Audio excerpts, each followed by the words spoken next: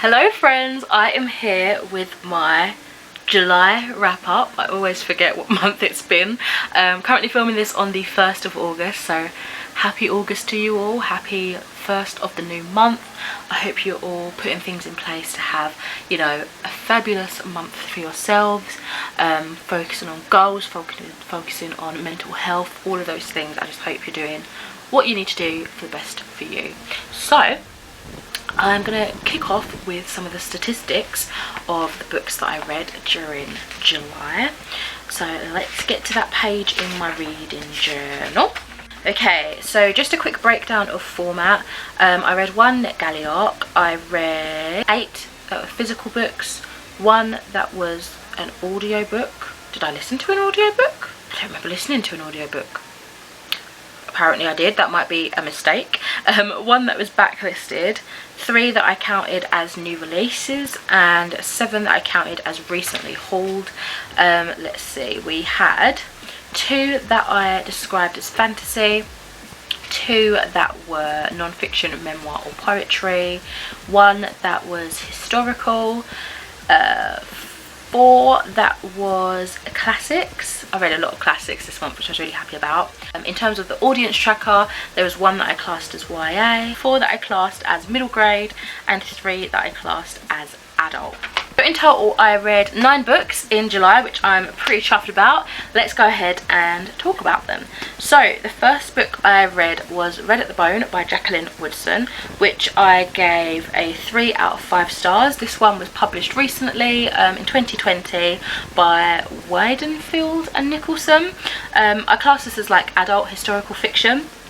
So this one, we're following kind of snippets of lives of these central characters, which is the family, and kind of like their generational trauma, but also them as individuals besides that. And I really feel like I'd probably do this more justice if I just read you the synopsis. So this says, an unexpected teenage pregnancy brings together 2 families from different social classes and exposes the private hopes, disappointments and longings that can bind or divide us.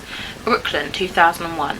It is the evening of 16-year-old Melody's coming-of-age ceremony in her grandparents' brownstone. Watched lovingly by her relatives and friends, making her entrance to the music of Prince, she wears a special custom-made dress, the very same dress that was sewn for a different wearer, Melody's mother, for a celebration that ultimately never took place. Unfurling the history of Melody's family, from the 1921 Tulsa Race Massacre to post-9/11 New York, Red at the Bone explores sexual desire, identity, class, and the life-altering facts of parenthood. And it looks at the ways in which young people must so often make fateful decisions about their lives before they have even begun to figure out who they are and what they want to be. So in this one, I felt like Woodson can really like apply so much in such a short space of time. Like, this is such a tiny book, but it had such an impact with all the things that it discussed, all the characters that it kind of picked apart, that sort of thing. I feel like she really created a place for all the unheard and unlistened to voices to really speak and get these stories across, and yeah, I just loved it for that. I will say, unfortunately, I just found myself having a deep lack of a connection for the characters and the story in general. I think I would have appreciated more depth to the more like devastating life events that had happened to these characters, and then I feel like I would have connected a little bit more in that regard. But I do like this. I just feel like it didn't have as much layers perhaps as I felt I got from the other 2 books that I've read from this author, which were If You Come Softly and Behind You. But I will definitely still read more from Jacqueline Woodson. I talked about 1 book and I'm already thirsty. Okay, so the next 2 books I actually did a reading vlog for, so I won't go into too much depth about them, but I finally decided to pick up Howl's Moving Castle by Diana Wynne-Jones, and followed up straight after with the sequel, which is Castle in the Air, and these were so much fun. As I say, I've got a reading vlog, so definitely watch those if you're interested in more like in-depth thoughts. I don't think they're really spoilery, but play it by ear, see what you think. So the first one was released in 1986, so I class this as classic fantasy for middle grade, and this one was published by HarperCollins. I gave this a 5 out of 5 stars. And the sequel was published in 1990, again by HarperCollins, and I gave that one a 4 out of 5 stars. So I really did enjoy both of these. They were so much fun, so whimsical and magical. I had loved the Studio Ghibli movie for ages, so I thought it was finally time to kind of see the original source, where it got inspired from, and kind of see what I thought about that world, and I really did enjoy it. So yeah, those are those reviews. So the month of July was also Jane Austen July, and I'd never read a Jane Austen book before, so I thought this was a good time to pick up one. And the one I picked up was this one, and that is Sanditon. This is a beautiful edition. I think this is the Penguin Classics edition. It's one of the like cloth bound ones. So this one I gave a 4 out of 5 stars. It was released in 1974 and is like adult classic. So it's basically a very small collection of short stories. So I believe the first one in this, Lady Susan, is one of the older works and is like an interpretation of one of her most popular works. Like it's almost like a first draft idea. And then there's the Watsons, I believe, which was then slightly older, and Sanditon, I believe, was one of the very last things that Austen wrote before she passed away, and it's actually unfinished. So it's just a collection there. The first 2 stories are very like short stories, and the last one takes up probably most of the book, I would say. And they're all about various different things. Lady Susan was about this woman that was just very catty and bitchy and like very manipulative of people, but I really enjoyed that one. There was the Watsons, which was following like more of a family dynamic, and one of the siblings who was raised by an aunt came back to live with like the core family, like her siblings and brother, like her siblings and father in that, and she's come from a more well-to-do upbringing, so is kind of put into this like poorer household with nothing to kind of give, and it's just an exploration of that. And then Sanditon was a nice story about like a seaside resort kind of setting. Obviously there's a bit more to it than that, but those are kind of the very basic, briefest synopsis I can give you. I felt like this was a great collection to ease myself into the first Austen works that I have consumed. I enjoyed Lady Susan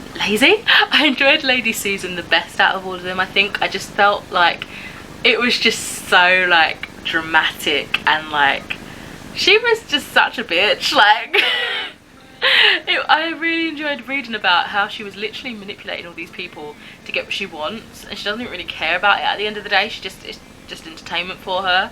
It was just really fun to read about. It had some really fun humour in there. I don't know what I was expecting, but it was really funny. So I very much appreciated that. I will say the only main con I had was probably for Sanditon, maybe because that was the longest work and I had more time with it, but I felt like the second half of that got a little bit confusing for me, and I sort of lost track a little bit of what was going on. I actually was worrying that I wouldn't enjoy it because it was an unfinished work, but I feel somewhat satisfied anyway, especially with the end note from like the editor or whatever, who is described like in conversation Jane Austen was probably going to go in this direction with the story, so you kind of have an idea of where it would have gone possibly, and so I don't feel like I don't have the closure I need. So that was like my big worry going into this, thinking it's a short collection of works, it's not the most popular of her works, like it's not the best stuff to dive into, you know, and also it's got unfinished stuff in, so I wasn't sure how I was going to feel, but I really did enjoy this. Glad this was actually my first one. I feel like it was easy to just fall into, have a couple of short stories and be done, and I enjoyed my time with it. Another classic, one that was actually on my 8 classics to read in 2021, and that was Beowulf. This is by an unknown author, but it is translated and edited together by Seamus Heaney perhaps. So the translation of this was published in 1999 by Faber and Faber, and this is like classic epic poetry, and I gave this one a 4 out of 5 stars. So I really didn't know what to expect going into this. I kind of went into it blind. I read a little bit of the synopsis beforehand just to see if it was something I would be interested in, but then when I read it I kind of just went off of like getting stuck into it really, because the synopsises that I found were kind of vague. They didn't really give an awful lot, so I just went with what I had, and there's not really a synopsis in this itself aside from the introduction. I actually decided to read the introduction before reading the actual poem, which I know is kind of like a big no-no because classic introductions always spoil it. They just assume everyone's read everything, so it's always spoily. But I kind of wanted just a little bit of understanding to see, you know, a bit more before going in completely blind. But I was going in blind for the most part, if that makes sense. Wow, that was a lot of rambling. Anyway, it is this epic poem about the legendary Beowulf, who is, I think it's like Vikings, that's how I imagine them in my head, like that sort of time. And he basically comes to the aid of this king like across the sea, and he says, look, I've heard you've had this struggle with Grendel, who's like this beast who is wreaking havoc with these people and like killing everyone, eating everyone. It's horrible. So he's come along and he's like, I'm gonna defeat him for you, I'm gonna like save your people of this abomination and get rid of him. And it's like an epic journey of that, and oh my god, I didn't know I was going to enjoy this as much as I did. It was awesome. It was really page turnery. I was enthralled throughout the whole thing. I really didn't think I would love it this much. It was just epic from the minute. Like, and another thing I really enjoyed was the translation of it. Like, it does feel like a classic, it does feel very epic, but it was also very easy to read, and that's one thing that I've always been worried about and a bit anxious about when it comes to classics. Like, I wouldn't understand the language, especially if I've not learnt it at school or anything like that. I've not dissected or analysed or anything the text like in that level, so just going into it on my own with no previous understanding, I was worried that it was just going to go right over my head. But it actually helped that I read the introduction first. But what helped the most was these little marginal texts that kind of briefly highlighted each event of the story, of each section of the poem. And it got to the point where I sort of just read those little sections as a confirmation of what I was already understanding, which was awesome, and that happened quite quickly. So yeah, the translation of this was awesome. I felt like I was really absorbed in understanding what I was reading. I will say the only thing that kind of like irked me a little bit was that it did get a bit repetitive, particularly in a scene where Beowulf was just kind of recounting all of the awesome epic deeds that he'd done. Like, I felt like he didn't need to go into so much depth because we'd literally just read him actually doing it, you know, so we didn't need to see him explaining step by step to someone else what we've just read him do. But yeah, this was great fun. I actually shortly went after and watched the animated movie, and yeah, I'll save that for a film review. Yeah, I watched that not too long after reading this. Next up, I picked up another buddy read. This is, as you guys know possibly if you've been watching my other wrap-ups, I've been reading the Land of Stories books with Kat from Kat's Reading Corner on Instagram and BookTube, and we picked up the third book this month, and that was Grim Warning. So the Land of Stories is following Alex and Connor, who are twins, and they find that the stories, the fairy tale stories that we all know, actually are real, and there's a whole world. It's kind of like a bit of portal magic. There's a whole world where all these characters are real lives. They've got issues going on. Like, it's not as happy fairy tale as you would expect it to be, but yeah, it's really fun. So this was a third book. Obviously won't go into too much depth about the specific review for this because that will spoil stuff, but I'll give you some like very coy, generic kind of thoughts and feelings. So this one was released in 2014 by Little Brown and Company, and it's middle grade fantasy, which I gave a 4 out of 5 stars. I absolutely love the plot of this regarding the war. I think that really kind of, I don't know, pushed this character development. It pushed a lot of key plots, I feel. I did predict the end plot twist, but I still loved it, and the cliffhanger of it was absolutely awesome. I really enjoyed that the adventure Connor was having in the other world was one that he could still appreciate the magic and see the beauty of it in without having to be in the fairy tale world. Like, he could still see all these magical things that the other world had and appreciate that, you know. So I thought that was a really cool just moment seeing that, especially because he was on a school trip, and that school trip was traveling around Europe, so it was cool to have another kind of perspective of the world and different areas, and him just finding value in it, you know. I did find though, it's really weird because I would say this is one of the ones that I've loved the most so far, but also it's the one that I found the most things to pick out of that was a little bit annoying. So for example, I really found it hard to suspend my disbelief in this one because they were just doing so many things that it was just reaching. Like, I just couldn't not think that that's not realistic. For example, there was this long ass bicycle ride that Connor took, and it was like, what, 9+ hours non-stop, and I'm thinking, how in an unfamiliar area as well, you know, how just an hour on a bike for me, I'm in pain, you know what I mean? Like, it just wasn't believable. And I also noticed that Connor and Alex don't really sound like 14-year-olds. Connor, on one hand, sounds really mature, but then I feel like out of the two of them, he's the closest sounding. I don't mean that like disrespecting 14-year-olds, but when he talks, he sounds a little bit more believable that it's a younger age. But Alex sounds like so mature, like to the point that she sounds like she's in her 20s or later, and it just doesn't sound like, I feel like Chris Cole, the author, doesn't get into the headspace of the children in that regards, because they're just too different to how they probably should sound. I don't know, that's probably not making much sense, but it was just one of those things that I really noticed in this book. And also the girls in this that disliked Connor and was just trying to pick apart everything he was saying, I'm gutted that apparently they're going to be in the whole of the rest of the books now, because I just found no need for them. They just annoyed me, so nosy, they're just sticking their business in where their business doesn't need to be, and it wasn't even for any good reason, it was just to prove someone wrong, and it was just annoying. So they're called the book huggers, I think, if you know what I mean. Then yeah, I really disliked them, but I did enjoy this, and I think it's one of the ones I've liked the most so far. Next up, I read a book that was through my NetGalley.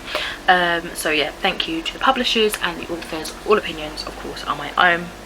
This one was called Little Witch Hazel, A Year in the Forest by Phoebe Wall, and I gave this a 5 out of 5 stars. It releases on the 21st of September 2021, and it's a middle grade kind of fantasy, like sweet foresty nature story. It's published by Penguin Random House, and it's literally, we're following this little witch Hazel as she goes through the seasons and what she does, her day-to-day activities, some of the characters she meets. It's just very sweet. It was absolutely adorable, very wholesome. The illustrations of it was absolutely beautiful, and I love that it showcased different bodies. I know the bodies were like magical characters and stuff, but we had like characters of different sizes. I loved that they drew Little Witch Hazel with like leg hair and stuff, like, and it just wasn't even phased, you know what I mean? Because people, I feel like, are so caught up on you should be hairless if you count yourself as female, like, but no, what, just stop. The only issue I had was honestly just the formatting, but it isn't the final version of it anyway, so I shouldn't really even say this, but it is awkward to read on an e-reader because the formatting just doesn't work for it. But yeah, I still managed to read it. Okay, so the second to last book I read was The Comfort Book by Matt Haig. This one came out this year, actually. Yeah, in 2021. Why does that sound weird? I think it's gonna say, I usually say 2021. Yeah, 2021. What? I don't even, okay, let's just ignore that. This is adult non-fiction published by Canongate, and I gave it 4.5 out of 5 stars. So I feel like this came to me at the perfect time. I don't usually, like, I haven't even hauled this on the channel yet. I filmed the haul, but it's not yet come out. But I don't usually haul a book and then read it straight away, but this called to me. I was basically having like just a randomly bad moment, like in a day. The day was fine, and then all of a sudden I was just bursting into tears, just things just were not going right, and I was just getting in my head a bit. Anyway, I came from the toilet in my food shopping, came downstairs to find my partner, and I saw this and I was like, okay, this is a sign. Shining beacon of hope and light. So I got it and I started it that night, I think, and yeah, I just needed this. I felt so comforted, I felt so seen, and I honestly just really love what Haig has to say. I've only ever read one other book by him, and I think that was last year, and it's one of my favourite books, and that was The Midnight Library. And already we can see some of his, like, his beliefs and what he feels in that book, but reading it in a non-fiction perspective, because it is kind of just like notes and like just things to read daily, you know, or however you want to read it. You kind of, it cements his feelings, and I really align with that, I think. So I did very much enjoy this. I think the only thing to say really is it's a bit repetitive, but I don't think it's made to be read cover to cover like how I did. Like, it even says at the beginning you can start at the end, you start at the beginning, you can flick through randomly, pick a page. So obviously if you're reading it back to back to back, when it's that sort of format, it's going to have some repetition, but it's also there to remind you and to make you feel like this is okay, this is alright. and so it's that good kind of repetition, but obviously reading it in that way is a bit annoying, I guess. But I loved this. This was very much what I needed. Okay, so the last book that I read in July was With the Fire on High by Elizabeth Acevedo. This was so good. I thoroughly enjoyed this one. So I think I've read all of her books now, which I'm very happy with, and I'll definitely be reading more. So this one came out in 2019. It's YA Contemporary, published by HardcoreCupcakeHailstorm Books, and I gave this one a 5 out of 5 stars.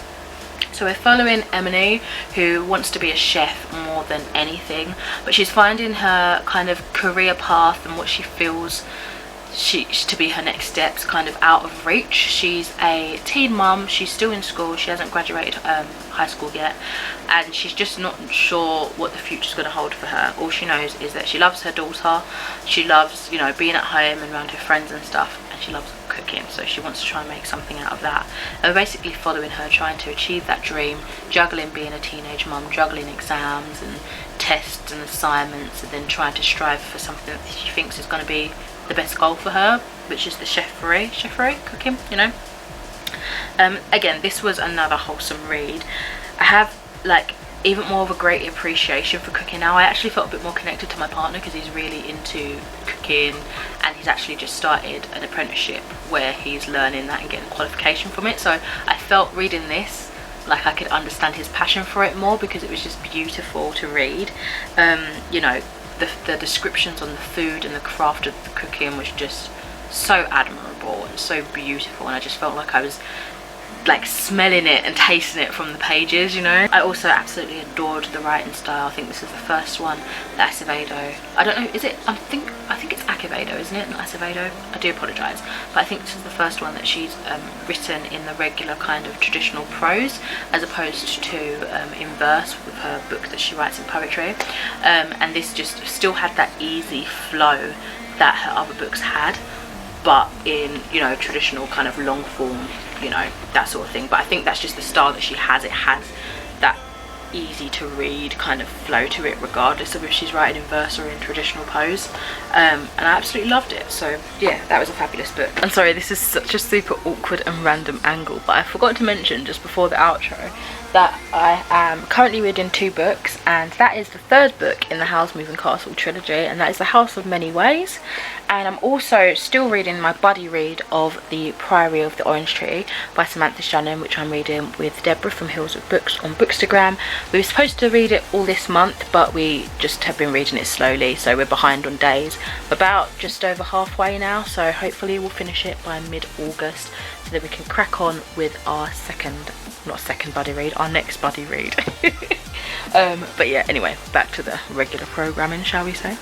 For my favourite book of the month, I think it was difficult because I had so many amazing books that I loved, so many books that I needed to read, and that felt good and felt perfect time for it. But I think my favourite book, if I really had to choose, was Howl's Moving Castle, because I really enjoyed that. It had so much more in it than the film. Like, the film goes in a different direction than this, but I really got a lot out of it and very much enjoyed it. So that's it for this video. Let me know if you have read any of these books and what you thought. If you have any recommendations, tell me what your favourite book of the month was, maybe what your least favourite book of the month was. And yeah, I will speak to you in another video soon. Enjoy your day. Bye. Stop the fire under my skin.